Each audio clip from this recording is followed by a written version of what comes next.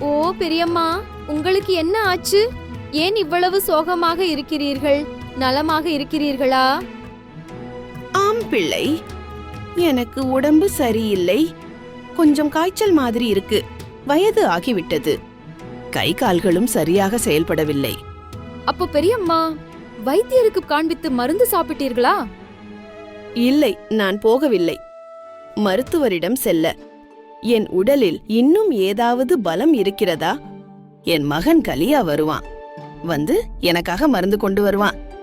பெரியம்மா, காலையிலிருந்து என்ன சாப்பிட்டீங்க? ஏதாவது சாப்பிட்டீங்களா? இல்ல, நான் எதுவும் சாப்பிடல. எனக்கு சாப்பிட கூட பிடிக்கல. ரேவதியா, என்னதான் நடந்தது? நீ யாரை பைத்தியம் என்று சொல்லுகிறாய்? நீ யாரை திட்டுகின்றாய்? இல்லை சாவித்ரி அக்கா, யாரையும் திட்டவில்லை. நான் சுலு பெரியம்மா பற்றி பேசிக் கொண்டிருந்தேன்.